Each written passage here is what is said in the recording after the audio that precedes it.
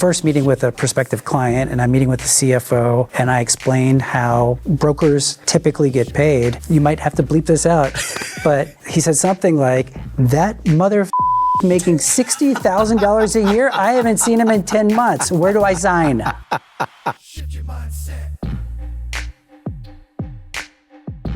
David, Alex Goldfarb, welcome to the show, guys. Hello, Andy. Great to be here. Yes, we're gonna have some fun with this. Yeah. We're gonna talk about life as the Benefit Brothers. So you two both have DSG Benefits Group here in Dallas, and we're gonna talk about that for sure. But I definitely want to spend some time letting the audience get to know you for the folks that are tuning in. So, Alex, I'll start with you. Just introduce yourself, tell a little bit about your background. We're going to definitely talk about your background here in a few minutes. Yeah, I appreciate that. Alex Goldfarb. Quick introduction about me. I relatively new to the industry. I say that now, but it's actually now been 6-7 years. 7-year overnight success, right? Yeah, exactly.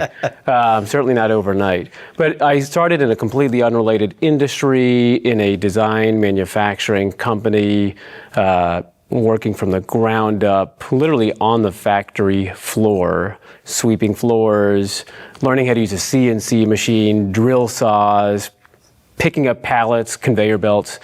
Worked in that industry, slowly worked my way up into a sales and a consultant position, and ended up as a senior vice president of our sales and marketing division, in which I oversaw our sales, design, marketing efforts internationally.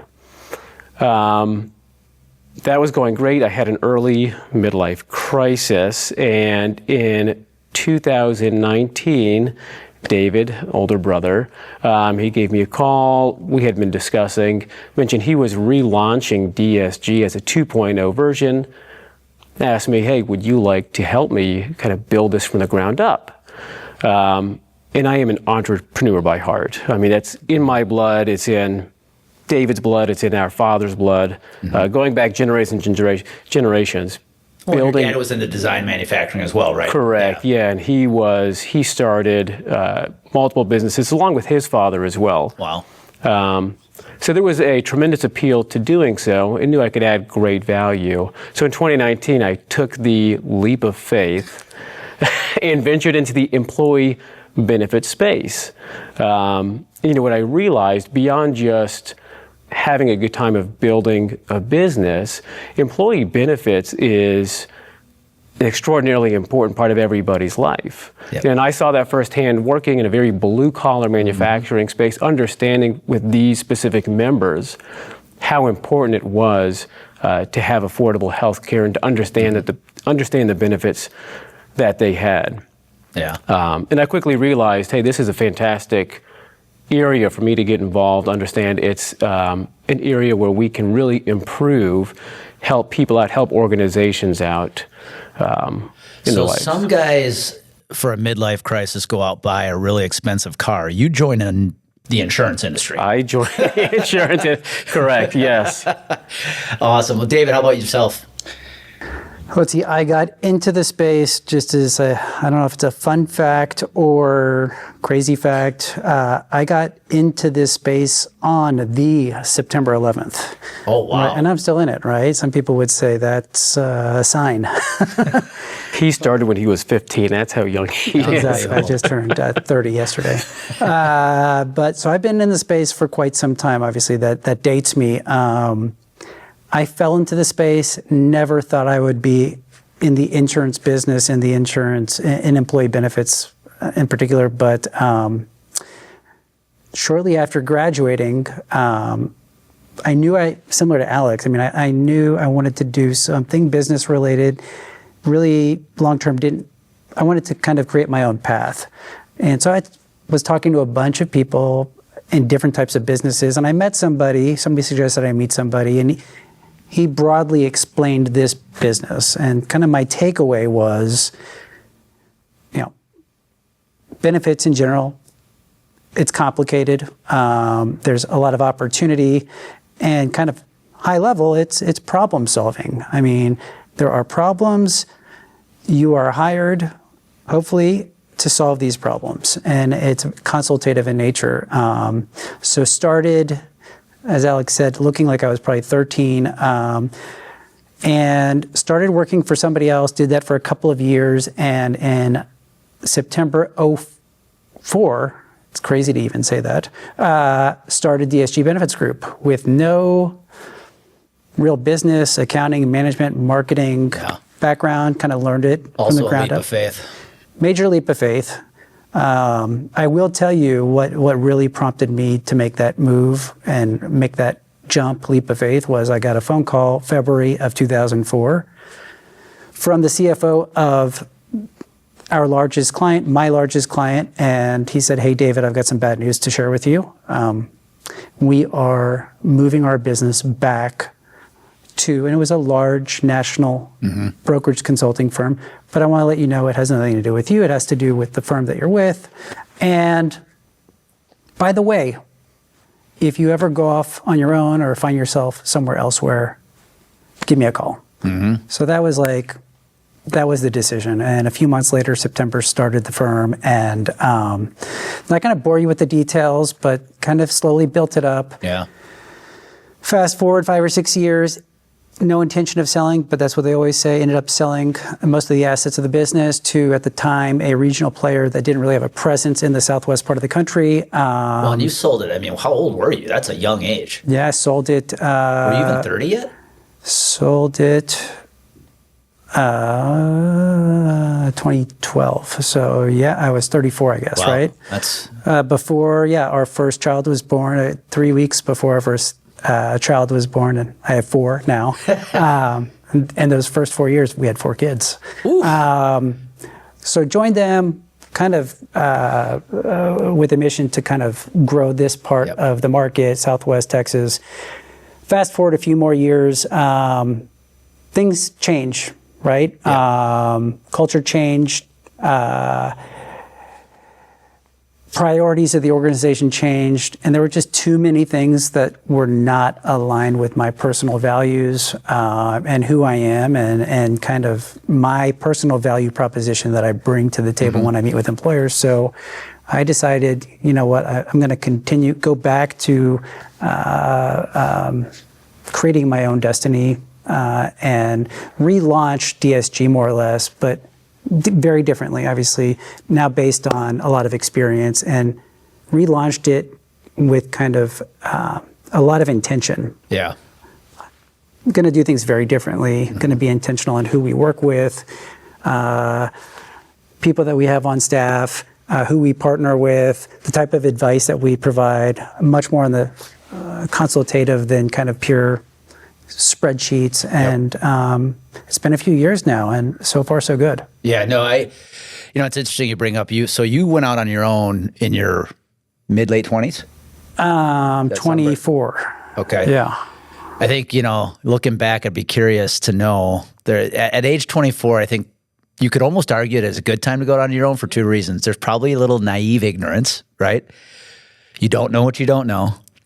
You're definitely probably more of a risk taker at that age. Nothing to lose. 40, Nothing right? to lose, right? But if you fail, you have a lot of time to recover.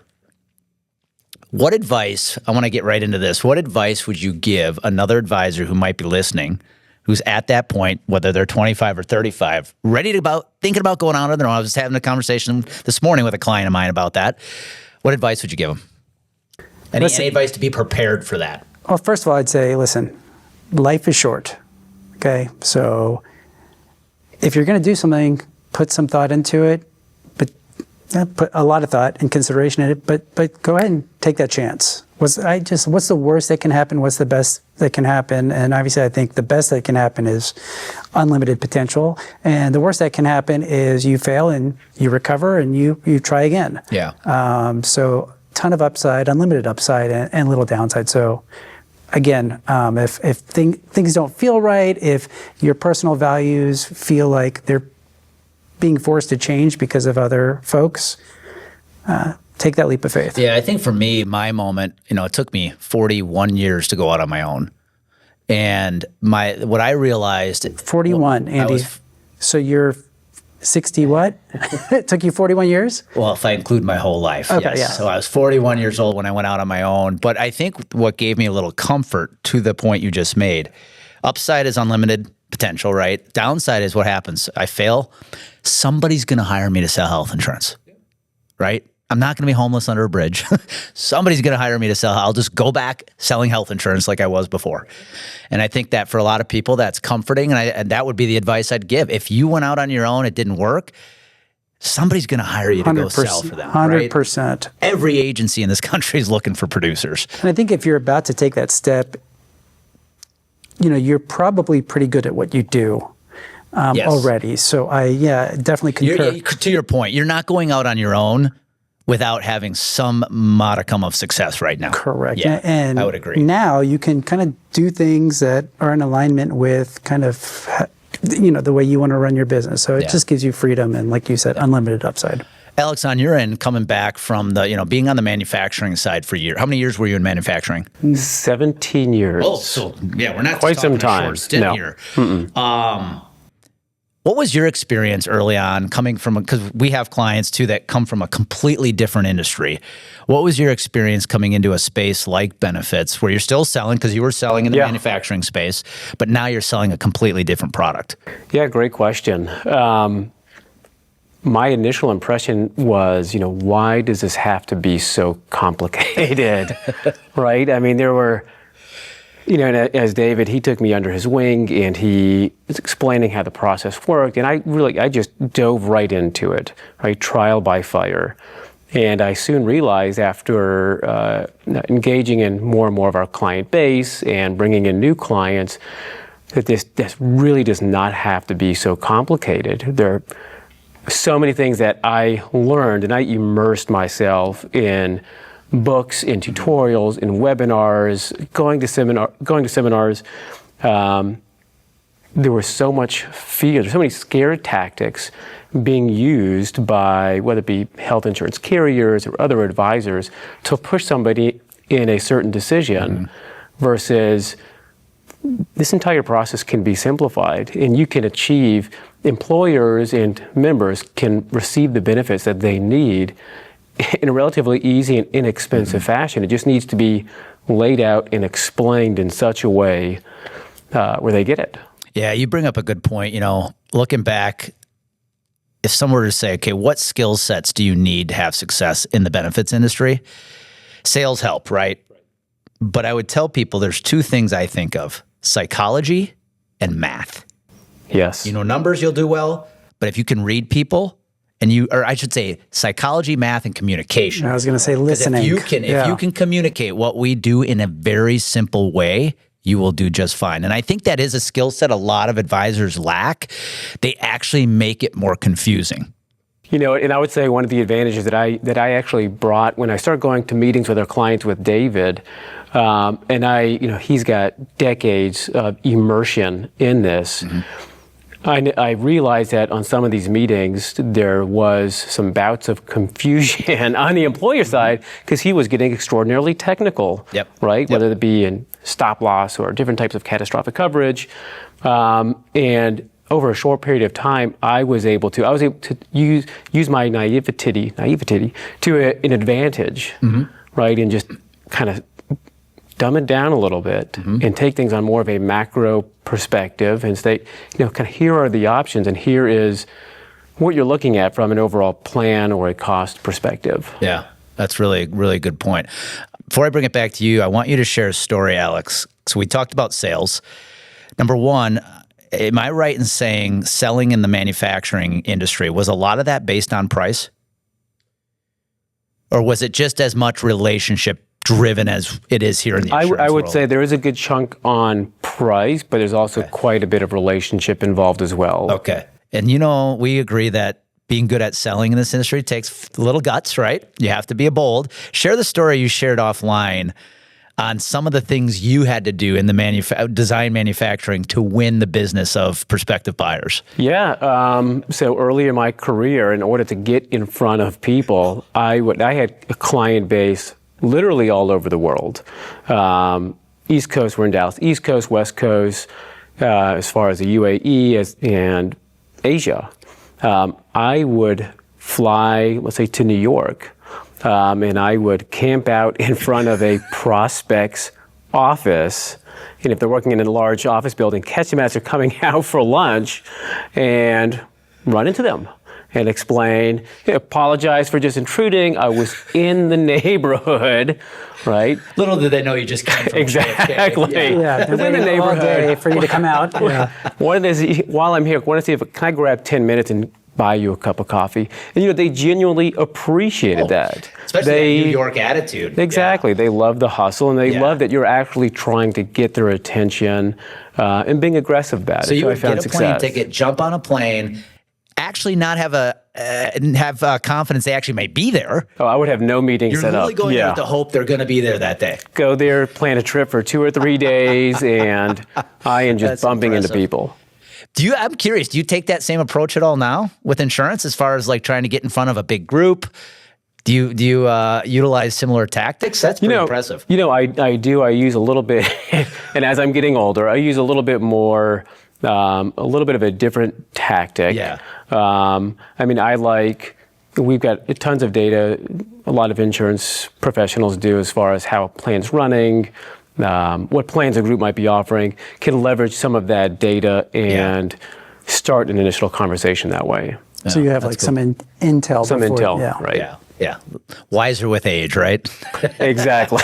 Correct. Smarter, not just harder. Exactly. David, you talked about DSG 2.0. You're in a rare position where you, again, grew an agency at a young age, sold it, now have a chance to reinvent and build 2.0. When you say the phrase 2.0, how would you say DSG is different today than it was when you initially started the 1.0 version? Well, one word would be very, very different. Our approach, listen, and I don't want to go off on a tangent, but this is the reality we've already discussed. This is a complex industry. I think it's intentionally complex. There are perverse incentives all over the place. But most employers are not getting the right advice when it comes to benefits. So when I started 2.0, with that in mind, and I had seen it firsthand and some of the reasons why, I wanted to really kind of tackle and talk to these employers. When I say kind of certain employers, I've always said like our sweet spot is an employer from a size standpoint, maybe 50, 500, 50, maybe to a couple thousand employees. I do genuinely believe these employers, for the most part, are not getting the right advice, guidance from their broker or consultant. And I think Alex and I, we talk about it. It comes down to like 3 reasons, more or less, time after time. One is they're getting cookie cutter advice. So they might bring a spreadsheet with Blue Cross Blue Shield, Aetna, Cigna. Mm-hmm. These are the options. Which one do you want to pick? Yeah, easy button. So I say one of it's just like, I don't know, a combination of lack of knowledge or just laziness. They push the easy button. A lot of employers are getting bad advice because they're being sold or pushed products or services for the wrong reasons. Mm-hmm. I think most people know today the way that most of the time brokers or consultants are paid is commission. We're doing more fee-based work today, but we're going to talk about fees for sure. Time after time, I see some of our competitors pushing carriers because they are literally getting paid 2 to 3 times as much versus another solution or carrier. And that's just, when we talk about like not aligning with values, we want to work and help the employer and do what's in their best interest, not just for ours. And we're not for profit. We need to make money, but we're not going to push products for those types of reasons. And I would just say the third reason is, this is all going back to 2.0, is we are willing to roll up our sleeves. Mm-hmm. Because this is not we don't look at these as short-term engagements or one-year deals. This is a long-term partnership. We want to fully understand each employer's unique objectives, take the time, because every employer is different, and then design a benefit program that aligns with those objectives, implement, manage that plan, and create a plan that every year you don't have to change carriers. Really build, if possible, build a plan from the ground up. So think of a plan with a bunch of cogs and wheels. If a particular component of the plan is not working, take that one cog out, maybe it's pharmacy, put a new one in. So you're not having to massively disrupt. It's almost like you're helping them build their own version of 2.0 like you did, right? That's, kind of. And it's interesting. You talk about the whole compensation. And I remember working in Colorado, and I used to laugh at how you go to any agency website and what are you going to read? Oh, we put our clients first. And then you hear about the 6-figure bonus they got from Cigna, and that's what drives their decision making. And it used to drive me nuts. Don't tell me you're putting your clients first when the carrier bonus is what determines what product you're pushing. And I think there's still too much of that going on. And everybody wants to tout how they put their clients first, but let's be honest. I'm watching your behavior, and it's anything but putting your client first. Well, and also with a lot of the new laws that have been put in place over the past year or two, I mean, I don't want to use, I was talking to somebody yesterday or the day before. I can't stand the word transparent or transparency. It's thrown around too loosely in this industry. That, and ERISA doesn't define what transparency is. Yep. But it does define what a fiduciary is and a fiduciary responsibility is. And, somebody that does what we do, I mean, they do have to outline how they're getting paid, including any contingent or override revenue. So it might be in fine print in the back, but you got to look at that stuff. Yeah, I agree. Alex, you talk about, one thing that you two have to do, because you guys are not a big firm by numbers of people, communication. Let's talk about communication a little bit, because I think that is something you guys do a great job. One of the biggest issues we have is employees and employers just don't understand what the heck they're buying or what the heck they're using. How can we improve communication in this industry? Because it is something, we have a lot of acronyms in this industry. We love to throw them out. We love to use words like transparency all the time. Nobody knows what the heck that means. How do we improve communication to employees? Because at the end of the day, they're the end users. Yeah, I think the first approach is you have to understand the client, right? We are living in a world right now where you have 3 generations of people in a workforce. At least. At least. I think there might be 4. Right. Yeah. So you have to understand your client. You have to understand the organization.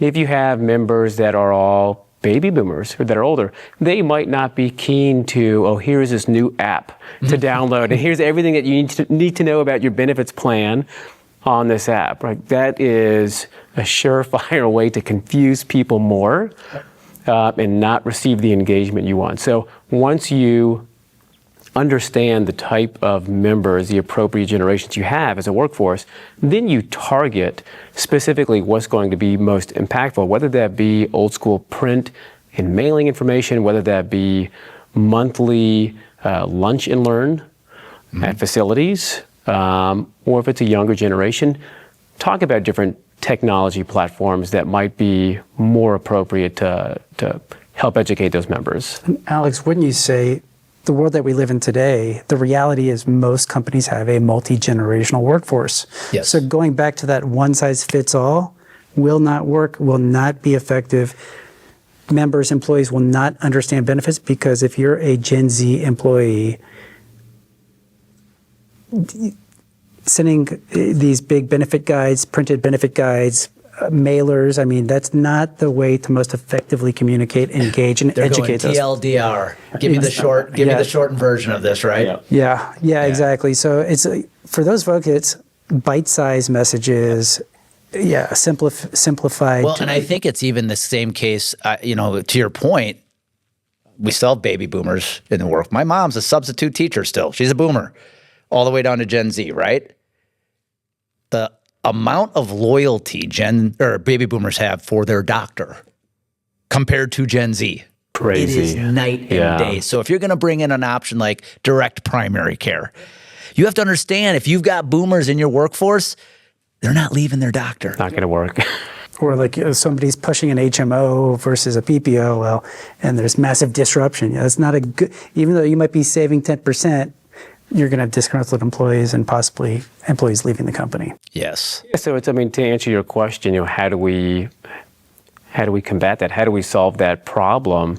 It's taking the time to understand your client and not, you make a sell, hey, great, they're a client of yours, and you walk away. I'll see you in 10 months when the renewal comes out. Yeah, the knock on the door. Right? Exactly. Constantly be in touch with your clients, understand how their organization is shifting, growing, depleting, different generations, and remain dynamic. This episode is brought to you by True Captive Insurance. What if you could take full control of your healthcare strategy without the financial burdens of traditional insurance? At True Captive Insurance, they make that possible.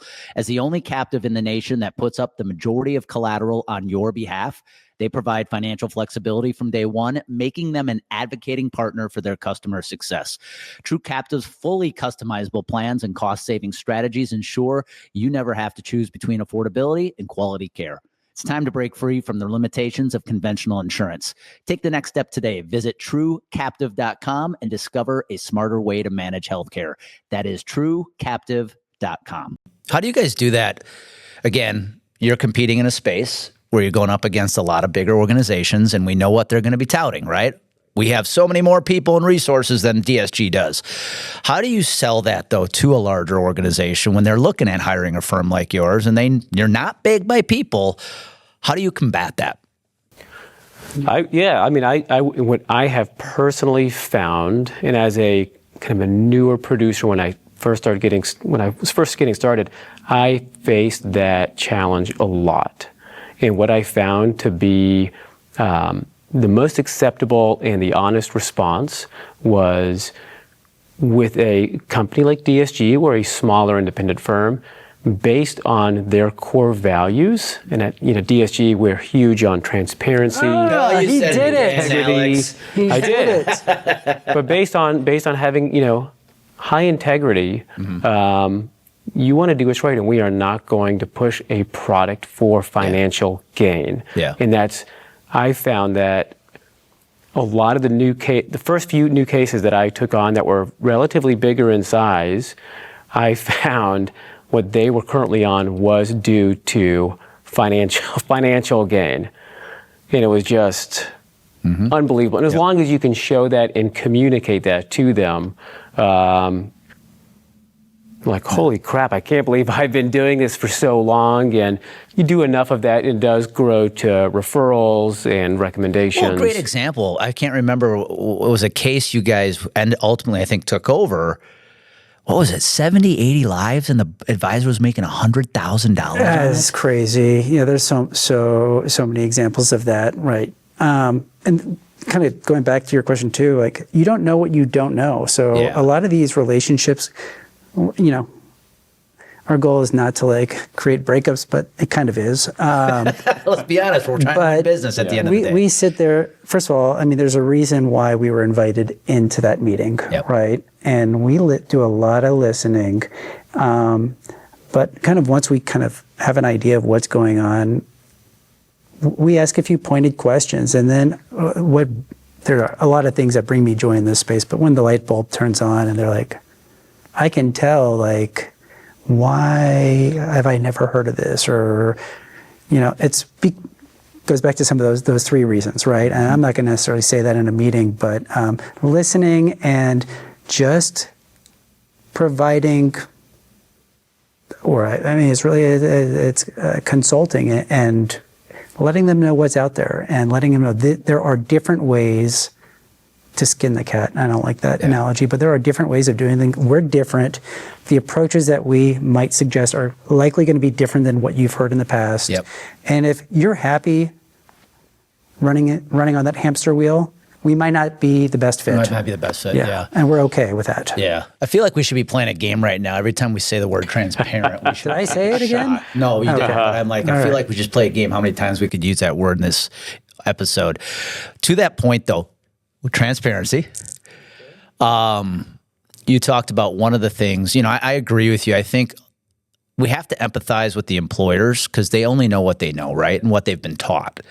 And I think one of the big adjustments that have to be made is what expectations are you setting for your advisor? Because I remember hearing employers say, well, they returned my call. I mean, that's how low their expectation was, right? But one of the things you guys preach heavily on expectations is how you get paid. You said fees earlier. You know, what led you to transition to that model, and how have your clients received that? The simple answer is when you explain the traditional way of getting paid, it doesn't make sense if an employer receives a 20% rate increase. I mean, we certainly do not deserve a 20% increase in compensation. Yeah. So, and there are ways to work with an insurance carrier net of commission and come up with a fair compensation model where you just invoice the client, and now the premiums are net of commission. In fact, if you look at premiums, if there's 5% commission built in, if you remove that 5%, the overall premiums actually go down by more. It's not just like it was $105, now it's $100. It's actually like $98, $99 because there's an expense built into adding that commission. So again, I'm not going to use that word, but that's going to be one of the very first things we talk about when we meet with a client. We don't want to beat around the bush, and I can't tell you how many times. I mean, I vividly remember one example. This is brand new. Is a first meeting with a prospective client, and I'm meeting with the CFO, and I explained how brokers typically get paid, and you might have to bleep this out, but he said something like, "That motherfucker's making $60,000 a year. I haven't seen him in 10 months. Where do I sign?" Like, they don't know what you don't know. It's He's like like, the dream statement of every advisor. I haven't seen him in 10 months. He's making $60,000. Like, where do I sign? Well, think about that. If you asked that business owner, if you had an employee here making $60,000 a year, what would they be doing? Yeah, what value? They wouldn't be showing up twice a year. Twice a year and just putting together a spreadsheet and saying, hey, yeah. The term I used to love to use, because again, a lot of employers don't know what they don't know, right? They're just used to, well, our broker makes a commission. And I would always ask them, so how would you feel if your accountant got paid by the IRS? Yep, exactly. Would you trust them? No. And it's just, they don't know what they don't know. Now, I'm curious, when you moved to the model of fees, because now employers are just used to not having to pay you because it's baked in the premium, right? But now they're cutting you a check. Was that an adjustment for the client? It is an adjustment, and it's definitely listen, it's a change. Anytime there's a change, there's an adjustment. But if they fully understand the reason why and kind of what it does is leads to real, I'm not going to use that word, but objectivity. Yeah. You know, we are objective. We're not getting paid to push products. I mean, they appreciate it. Yeah. And net, it's going to be much more fair long term than over the course of several years getting paid a commission. And I think it establishes trust, right? So when you're giving advice to a client, and I love to lead off with this conversation, let me tell you how we get compensated. Do not want to be compensated by the insurance carrier. It's possible. Sometimes you can't avoid it. Yeah. But it's important for you to understand that the advice, because we're giving you advice, the advice we are giving you is not being driven by financial gain, right? We will be making this fixed fee irregardless. And this is what you're going to be getting in return. Right. It's not just spreadsheeting, quoting. I mean, because anybody can do that, really. You're not bringing anything of value to the table. Well, and I think the value in that, I'm going to use the word again. Do it. Being transparent, where you're being honest with them by saying, listen, if you just want an advisor who provides quotes every renewal, stay with your broker. Anybody can do that. We're not a fit. I think ChatGPT could probably do that now. Yeah. Correct. Absolutely. It won't be long before AI will just create the quotes for you. But I feel like the more we're just upfront and honest with the prospect these days, the better it is. I have clients, I tell them, go in, tell them, odds are you're happy with your broker right now. Here's 2 things I know about you. You have a broker, and I bet you're happy with them right now. That alone will earn trust because you're just being honest. Those are 2 safe assumptions, for sure. Yeah. What about, let's quickly talk, and then I want to transition a little bit into the benefits, being brothers, and what's that like. It's one thing to win a piece of business when you're a smaller boutique consulting firm. It's a large piece of business. What's your thoughts, though? It's, okay, that's great, but now your job's just starting, right? You win a nice 500,000 life group, and I think this is where a lot of smaller boutique firms fall apart. They said all the right things to win the business, but now the action's not backing up the words. How important is it for you guys, now that that account is won, they're now a client, what do you have to do to make sure you're taking care of an account that size? I'll answer this first, and please add to whatever I say. I mean, obviously, you got to deliver, right? If you say you're going to do something, just like in anything else in life, you need to follow through and deliver. We talk a lot about data. We talk a lot about listening, about understanding each employer's unique objectives, also realizing that those objectives can change over time. So, when we ask for the top 3 objectives, and we know price is always a concern, we include that in all of our agenda meetings. So we know that we remain on track. It's maybe the objective is to reduce our pharmacy expenses. So everything we're going to do is going to be aligned with objectives, and it's not, every employer is different, and all of our clients have their own unique objectives. But understanding the employer, what they want, gathering their feedback up front, gathering their feedback throughout the year, what's working, what's not working. And we also highly encourage employers to do some type of a survey that measures employees' perception and satisfaction with the employee benefit program. Because if you've got 50, 100, 500 employees and you offer, medical, dental, whatever it might be, employees might hate the dental plan, and maybe it's employer pay. Like, if you're not asking simple, you could be rating questions. I mean, to truly provide a tailored benefit program that's in alignment with what the employer wants to achieve and their objectives, as well as understanding your multi-generational workforce, what they want, and kind of their levels of satisfaction. You've got to look at the macro and the micro. And then finally, to answer your question, after a client renews, this is something we incorporated and I'm proud of, is we send out we call it a post-renewal survey. And it's a standard survey. It's 1 page. There's 5 questions that are rated 1 through 5.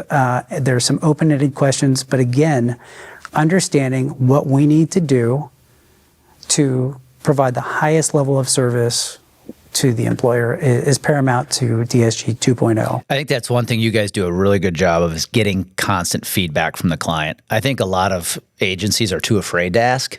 And if we're doing a bad job, you we want to know. Yeah. I mean, is there any area that we can improve on? Because we need to know. Yeah. Any thoughts you want to add to that, Alex? I would say we always try to remain flexible and dynamic. A big misconception is, we just renewed, everything needs to remain as is. No, I mean, we're looking at the data monthly, right? We're constantly reviewing the data, capturing feedback from the employer. If something needs to change, if you see some high-cost medication come in, that might be a specialty medication, no reason you can't put something in place right now, even though it's 3 months afterwards, to help combat that. So it's always remaining in contact, constantly reviewing the data, and finding ways to improve. It's not set it or forget it. Right. One last thing to add to that is, we're out there doing what we do, but we're also out there constantly looking for outside-the-box solutions. So another example would be like, hey, we just formed a relationship with a large imaging provider that does MRIs, CT scans, CAT scans, those types of things. Let's go ahead and add this via direct contract to your workforce to reduce your imaging claims, because these are kind of low-hanging fruit things that can require very little modification, but can be incorporated mid-year to make a dent, make an impact. Yeah, I think that's a good point. I think a lot of employers feel like once they make a decision, can't make another one until the next renewal, but there's so many things, solutions out there that can be implemented at any time.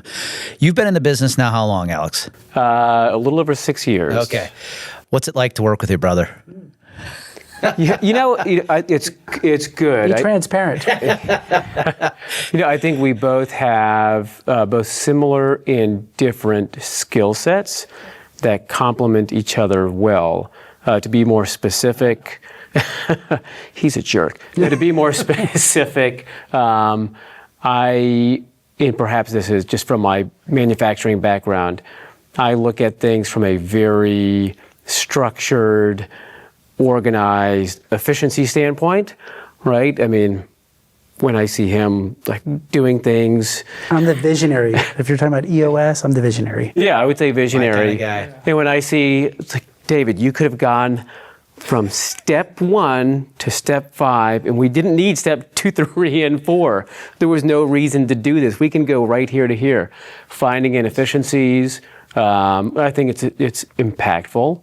So I think we play off each other pretty well on that aspect. And then from a similarity standpoint, it's all the members that we have, the employees and the people that we work with at DSG, it's super important that they share the same core values as us. And a huge part of that is integrity, right? In doing the right thing. Like, we don't want people that work at DSG to have this simply be a paycheck that they receive, right? If you want to work at DSG, you need to share the same core values that we have. Yeah. Right? And Otherwise, you're not a fit. You're not a fit. And we've created a really nice foundation with some amazing people, that genuinely want to do the right thing for employers and their members. Yeah, it's funny. Yesterday was Amy, my fiance's last day as a dental hygienist because she's joining the business full time. She goes by Nice. AJ. Is this Okay, the we have another first Amy in time the business, you're- so she goes by AJ in the business. But to that point, I laugh when you were talking about that because I'm the visionary. She's the details or the efficiency, and I like to say I live in the clouds. She lives in the checklist. Right. Exactly. So but you have to have that, right? You have to have Absolutely. that Yin and mix. yang. If you were Yeah. both visionaries, there'd probably be Doesn't a lot work. more here. What advice, David, would you give? Because I coach several agencies. There's father-son mix. There's brother-mom mix, or son-mom mix. And gosh, there is a lot of tension. And that tension, unfortunately, bleeds into personal life as well.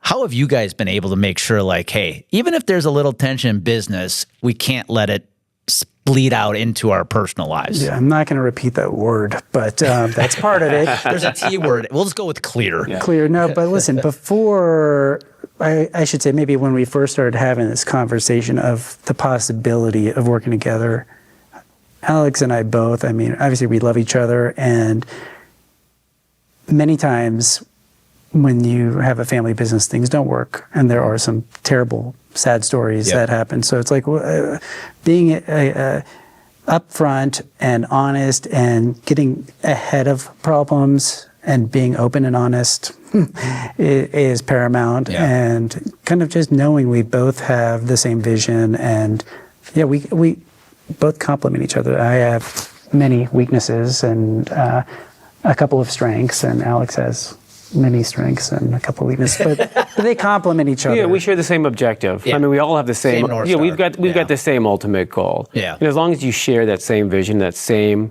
objective, we're all trying to get to the same place and do what we believe, is the right thing and kind of where we want to go 10 years from now. And I think that's the crucial part. We both make mistakes too. So it's like, again, be open and honest, get ahead of things, and just keep that dialogue open, because if you don't, it's a snowball effect. So, Well, and you guys even have started to build a little brand with the Benefit Brothers, which has been fun you've to helped watch. us with that. Yeah. Now So, we got to come it's- up with a theme but song. I think your point, Alex, when you said that we have very different skill sets, I think that's important, because I think that's what makes a lot of this work. Is I think when I watch family members engaged in the same business and struggle and just butt heads all the time, it's because they're exactly alike.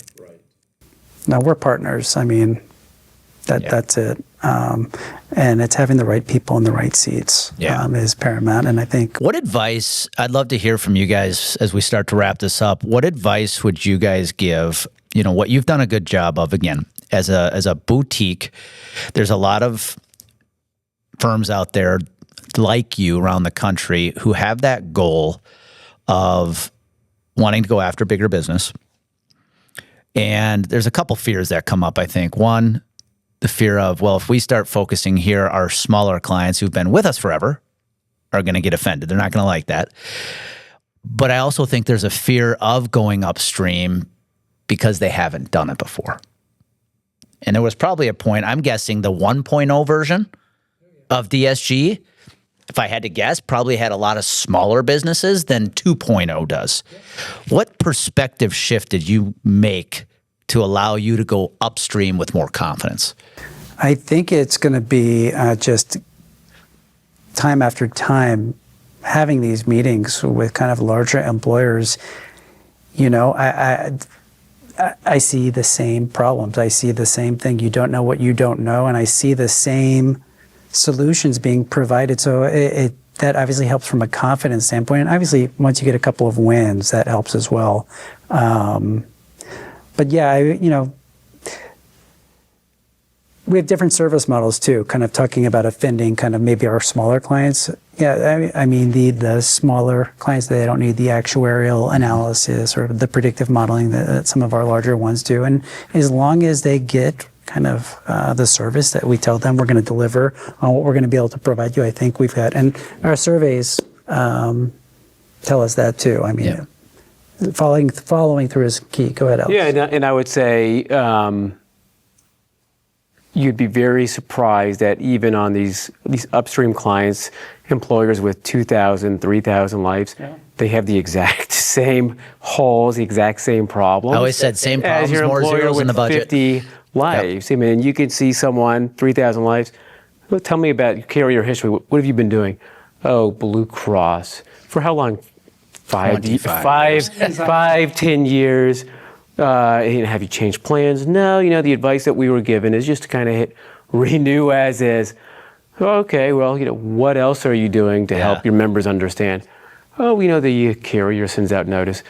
It's crazy. Yeah. I mean, the same problems. I mean, you can't be intimidated that, hey, this larger 2,000 life group with this national brokerage is getting this crazy service. It's not the case. Yes. And if I may just give a real life example that occurred a month ago, real short. Got an opportunity to meet with a very large employer, about 4,000 employees. I knew going in that their issue or their problem was pharmacy, which is not unique. To give you better perspective, once I got in front of them, they were telling me that their budget for pharmacy, before they renewed, they were budgeting for the next plan year was $12.5 million for pharmacy. I met with them in February. Right after they renewed, within about a month, they had to change that budget from $12.5 to about $15 million. 3 or 4 days before I met with them in February, that budget changed again to $17 million.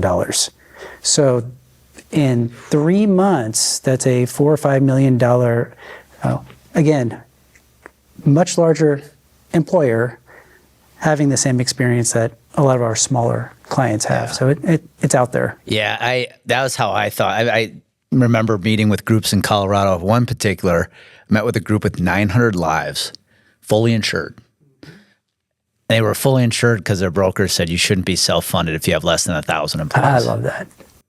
And it just blew me away. Like, who gave them that advice? But they believed in that, right? But they believed it's their trusted advisor, right? And if the HR team already had a little fear of it, and the broker says, "Yeah, you shouldn't do it," what does it do? That job will become so much more complicated. But I agree. I always said, the larger the group is same problems, bigger budget, more zeros. That's it.